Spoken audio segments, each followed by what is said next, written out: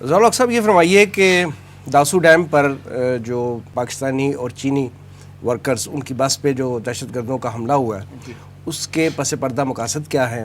اور پھر اس حملے کے بعد جو مشترکہ تحقیقات ہو رہی ہیں، پاکستانی اور چائنیز حکام جو ہیں وہ تحقیقات کر رہے ہیں، اس کے نتائج کیا ہیں اور کس مرحلے میں ہیں وہ تحقیقات؟ بسم اللہ الرحمن الرحیم.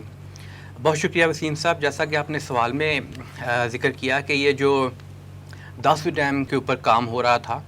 تو تھوڑا سا ہم پہلے اس کی تفصیل دیکھ لیں کہ وہ کام کیا ہو رہا تھا، کس جگہ پہ ہو رہا تھا محلہ وقوع کے حوالے سے، اور پھر یہ کہ اس کے پس پردہ مقاصد کیا تھے جو یہ جنہوں نے دہشت گردی کی. بس انسیڈنٹ ہوا ہے، بس انسیڈنٹ جو ہوا ہے ایگزیکٹلی وہ، اور پھر یہ بھی دیکھیں گے ہم اس حوالے سے کہ کون سے پوائنٹس ہیں جو ہم وی کین ٹیک اوے، ہم اس سے دیکھ سکتے ہیں کہ ہمارے آئندہ کے معاملات کے اندر ہمیں کن چیزوں کی احتیاط کرنے کی ضرورت ہے.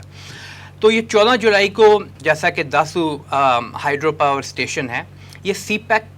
کا حصہ تو نہیں ہے، لیکن چائنا اور پاکستان کے اندر جو تعاون مختلف معاملات میں چلتا ہے، وہاں چائنا پاکستان کی انرجی ریکوائرمنٹس کو ہیلپ کرنے کے لیے، یعنی چائنیز کمپنی جو ہے وہ انوالو تھی وہاں پہ اس کی کنسٹرکشن میں. جو چائنیز کمپنی ہے نا CGGC، وہ یہاں پہ انوالو تھی اس پوری کنسٹرکشن میں. اور یہ بس یہ بیسیکلی جو اپر کوہستان، بالائی کوہستان کا جو علاقہ ہے وہاں پہ یہ ڈیم تعمیر ہو رہا ہے، اور اس کی ایک ٹنل بیسیکلی تعمیر ہو رہی تھی وہاں پہ، جس کے لیے یہ بس جو تھی ایک کوچ آپ کہہ لیں وہ جا رہی تھی، اور اس کے اندر 41 افراد تھے ٹوٹلی. اور اس وقت پہلے جو خبر آئی بریک ہوئی وہ تو یہ تھی کہ بہرحال ایک بس کو حادثہ ہو گیا اور وہ بس جا کے ایک کھائی میں گر گئی، اور اس کی وجہ سے 9 چینی انجینئرز جہاں بھاگ ہو گئے، 4 پاکستانی جو لوگ تھے یعنی مقامی وہاں کے وہ بھی جہاں بھاگ ہو گئے، اور تقریباً 28 زخمی ہوئے تھے، اور اس میں چینی بھی تھے اور پاکستانی بھی دونوں تھے. لیکن جیسے جیسے یہ بات سامنے آئی، ایک تو پاکستان کی طرف سے پہلی بات تو یہ سامنے آئی کہ اس میں ٹیررزم کا کوئی انسیڈنٹ نہیں تھا، یہ ایک حادثہ تھا. لیکن بہرحال چائنا نے پریشر ڈالا کہ اس کی مزید تحقیق کی جائے، اور چائنا ہی نے سب سے پہلے یہ بات کی کہ اس میں ٹیررزم کا عنصر لگتا ہے. اور پھر پاکستان نے بھی مزید جب تحقیق کی اس کے اوپر تو یہ بات واضح ہو کے سامنے آئی کہ ہوم میڈ ڈیوائس ایک اس بس کے اندر رکھی گئی تھی، ریموٹ کنٹرول کا، یعنی کہ remote control home made device تھی IED کی طرح کی، جو وہاں بلاسٹ ہوئی اس کی وجہ سے وہ آؤٹ آف کنٹرول ہوئی بس، اور وہ جا کے کھائی میں گر گئی. اب یہ جو 4300 میگا واٹ کا ہائیڈرو پاور اسٹیشن ہے بیسیکلی جو کہ داسو میں بنایا جا رہا ہے، تو اس پورے علاقے کی اگر ہم سگنیفیکنس دیکھیں خاص طور پہ اسٹریٹجک حوالے سے، تو اسی کے اوپر جا کے یہ جو بالائی کوہستان ہے اس کے ساتھ پھر گلگت بلتستان کا بھی بارڈر ایریا لگتا ہے، دونوں آپس میں کنورج کرتے ہیں ایک علاقے میں، ایک تو KP ہے اور ساتھ پھر گلگت بلتستان ہے. تو یہ پاکستان، چائنا، سی پیک اس حوالے سے بھی بڑا امپورٹنس کے حامل ہیں یہ پورا علاقہ جو ہے. ساتھ یہ کہ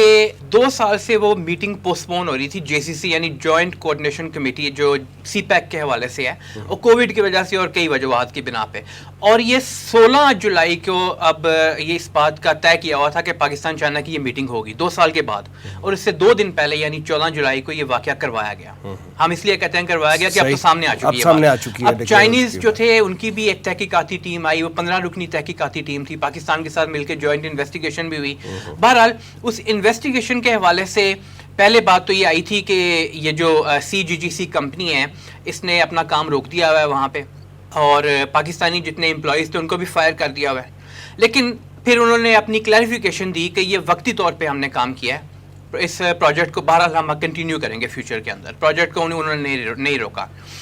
ساتھ یہ کہ اس کے اندر دیکھا جائے تو ہمارے جو DG ISI اور فارن منسٹر انہوں نے بھی چائنا کا وزٹ کیا، پرائم منسٹر کا پریشر بھی تھا اس حوالے سے کہ چائنا کا وزٹ کیا جائے، اور بیسیکلی تو چائنا کا ہی پریشر تھا کہ ہمیں اس میں وی نیڈ آنسرز کہ یہ کیوں ہوا واقعہ. تو وہاں جا کے پھر بہرحال جو بھی بات چیت ہوئی سامنے، اور اس کے نتیجے کے اندر انویسٹیگیشن اور تیز ہوئی. اب وہ جو ایریا جس کا میں نے آپ کو پہلے ذکر کیا، حوالہ دیا نا کہ یہ جو بالائی کوہستان کا علاقہ ہے وہاں پہ، اور پھر جو بارڈر ایریا لگتا ہے گلگت بلتستان کے ساتھ، وہاں پہ کچھ تخریب کار عناصر رہے ہیں، TTP بھی رہی ہے وہاں پہ، کچھ اور لوگ بھی رہے ہیں، اور داعش بھی وہاں پہ رہی ہے. اب یہ سب جو تھے یا تو افغان فنڈڈ ہوا کرتے تھے یا را فنڈڈ ہوا کرتے تھے. یہ بات ہمیں وقت کے ساتھ ساتھ ہمارے سامنے کھلنا شروع ہو چکی ہوئی تھی، اور اب تو بالکل یہ کلیئر ہو چکی ہوئی یہ بات کہ ان کی فنڈنگ کون کرتا تھا. جو چائنیز ایمبیسڈر ہیں ٹو پاکستان، نونگ رونگ، اور اس کے علاوہ جو چیئرمین وابڈا ہے ان کی بھی آپس میں جو میٹنگز ہوئی ہیں اس کے بعد، اور پھر جو چائنیز کمپنی یہاں پہ کام کر رہی تھی اس پروجیکٹ کے اوپر. تو بہرحال یہ معاملہ تو اس انویسٹیگیشن کے اختتام کے بعد چائنا نے کہا ہے کہ ہم سیٹسفائیڈ ہیں انویسٹیگیشن سے اور اب ہم اس کام کو شروع کر دیں گے. ایک بڑی اس میں انٹرسٹنگ بات سامنے آئی. آپ کے علم میں ہوگا کہ جس طرح چائنیز فارن منسٹری کے اسپوکس پرسن جو ہیں ژاؤ لیجیان، ان سے جب یہ پوچھا گیا کویسچن چائنا کے اندر پوچھا گیا بیٹھ کے کہ آپ کے نزدیک کیا یہ واقعہ دہشت گردی کا اس کا کوئی تعلق افغان طالبان سے ہے، میں ویسے بائی دا وے یہ بات کر رہا ہوں، ذکر کر رہا ہوں، تو انہوں نے جواب دیا کہ نہیں، we know the difference, there is a difference between the Afghan Taliban and T T P. China نے باقاعدہ ڈفرینشیٹ کلیریفائی کیا کہ اس میں ٹی ٹی پی اور اس جیسے لوگ انوالوڈ ہو سکتے ہیں، اور اس کے پیچھے پھر سب کو پتا ہے کہ جب ٹی ٹی پی کی بات آتی ہے یا داعش کی بات آتی ہے تو یا تو افغان فنڈنگ ہوتی ہے یا پھر انڈین فنڈنگ ہوتی ہے. اور صاف نظر آتا ہے کہ اس کا بینیفیشری جو ہو سکتا ہے اس واقعے کا، پاکستان اور چائنا کے سی پیک کے معاملے میں رکاوٹ ڈالنے میں جو بینیفیشری ہو سکتا ہے وہ کون ہو سکتا ہے؟ وہ ہمارے سب کے سامنے ہے. یا تو وہ ڈائریکٹلی انڈیا ہوتا ہے یا امریکہ ہوتا ہے کسی نہ کسی صورت میں، اور یا پھر یہ جو افغان رجیم ہے جو یہاں پہ موجود ہے وہ کسی نہ کسی طرح چاہتی ہے کہ معاملات گڑبڑ ہوتے رہیں پاکستان کے اندر. تو اس کے لیے سب سے آسان طریقہ تو یہ ہے نا، چائنا کو انوالو کیا جائے اور چائنا کے ساتھ پاکستان کے تعلقات کو خراب کروایا جائے، تو وہ بھی اس میں انوالو ہو سکتی ہے. پاکستان کے لیے جو ٹیک اویز ہیں اس کے اندر سے خاص طور پہ ہمارے سامنے آتے ہیں، اس میں ایک تو یہ ہے کہ یہ واقعہ سب کو معلوم تھا کہ ایک ٹیررزم کی صورت میں، جس طرح کچھ عرصہ پہلے سرینا ہوٹل جو کوئٹہ تھا وہاں پہ بھی چائنیز کو ٹارگٹ کیا گیا تھا، ٹیررزم کے حوالے سے کیا تھا. اب ایک موقع چائنا کو اس چیز کا ملا کہ وہ پاکستان کو کم از کم یہ بات باور کرائے کہ اس پوری ریلیشن شپ میں جو اتھارٹیٹیو رول ہے وہ ہمیشہ چائنا کا ہوگا. پاکستان کے لیے ایک کاز آف کنسرن بھی بہرحال بنتا ہے، یہ جو پاکستان کو فیوچر کے اندر دیکھنا ہوگا، ایڈریس کرنا ہوگا. کیونکہ جو گلوبل ٹائمز ہے چائنا کا ایک میڈیا گروپ، وہاں پہ یہ بات سامنے آئی، اس کے چیف ایڈیٹر نے یہ بات کی کہ اگر پاکستان اجازت دے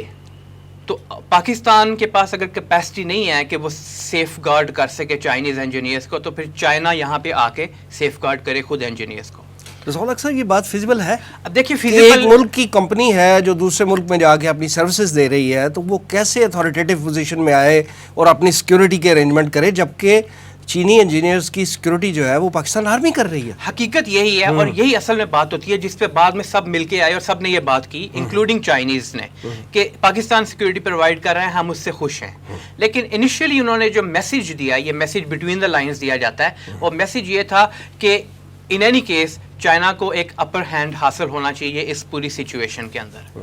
بہرحال ساتھ ساتھ اگر ہم اس کو ملاتے ہیں انڈیا کے جو حالات ہیں، افغانستان کے جو حالات ہیں، انڈیا جس طرح پاکستان کو سیبوٹاج کرنے کی کوشش کرتا رہتا ہے، یہ بات بالکل صاف سامنے آتی ہے کہ پس پردہ جو حقائق ہیں اس کو اگر دیکھا جائے اور اس کے قوتیں جو اسے فائدہ اٹھانا چاہتی ہیں، وہ یا تو انڈیا ڈائریکٹلی انوالوڈ، یا پھر افغان رجیم جو پپٹ رجیم ان کی ہے وہ، اور یا پھر کسی نہ کسی صورت میں امریکہ کوشش کرتا ہے کہ یہاں سیبوٹاج کیا جا سکے پاکستان چائنیز ریلیشن شپ کو. ٹھیک ہے.